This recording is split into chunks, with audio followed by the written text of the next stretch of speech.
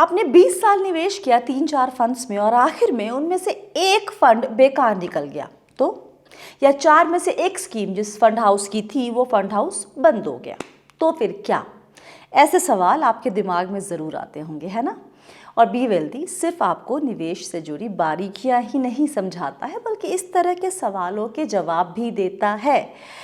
तो सवाल भेजा है अश्विन भाटिया जी ने, लिखा है, मैम आप सारे कमेंट्स पढ़ते हो और रिस्पॉन्ड भी करते हो, not like other content bloggers, thank you for that and thank you for acknowledging it. My question is कि आजकल बहुत लोग कहते हैं कि XYZ फंड ठीक से काम नहीं कर रहा है, उससे दूर रहो।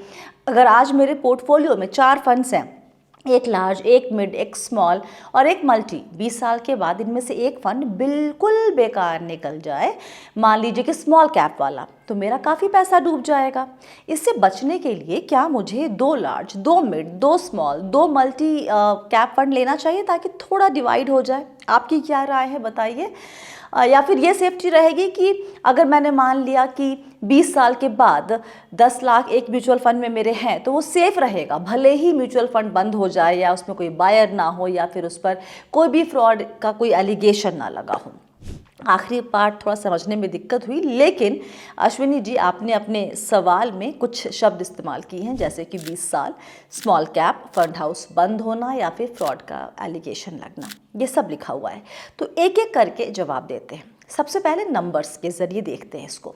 निफ्टी स्मॉल कैप 250 TRI का 20 साल का रिटर्न है 14.8%। स्मॉल कैप कैटेगरी का 20 साल का एवरेज रिटर्न है 16.22%। 20 साल का डेटा सिर्फ 3 स्कीम्स के पास है, तो 20 साल की SIP का जो रिटर्न रेंज है वो 15.5% से 17.5% है।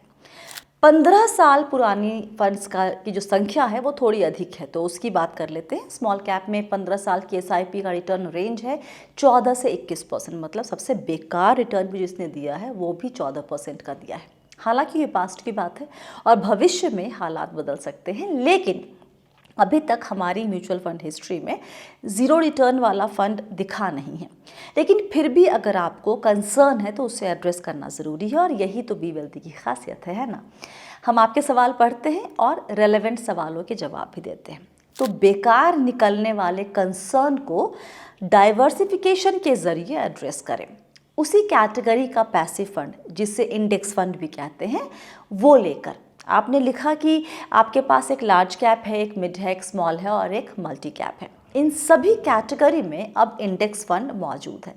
इंडेक्स फंड होने से आपको थोड़ा सुकून मिल सकता है क्योंकि यहाँ पर जो फंड मैनेजर है वो स्टॉक्स की बाइंग सेलिंग सिर्फ इंडेक्स के हिसाब से ही करते हैं।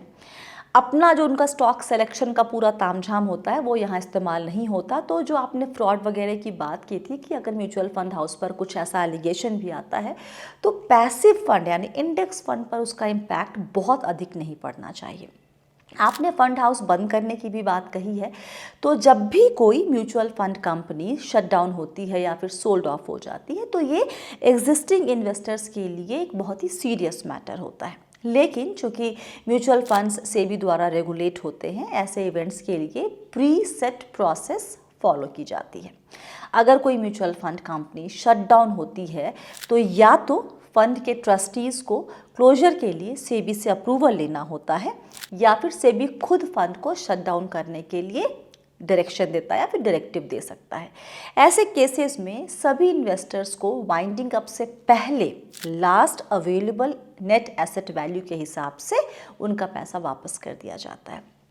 तो बेकार निकलने वाले कंसर्न को पैसिव फंड में निवेश करके दूर कर सकते हैं और साथ ही ये भी आपको ख्याल रखना है कि किसी भी एक कैप में, चाहे वो लार्ज, मिड या स्मॉल हो, ओवर एलोकेशन ना करें।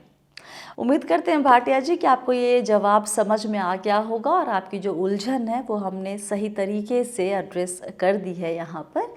अगर कमेंट करके बताएंगे तो हमें अच्छा लगेगा।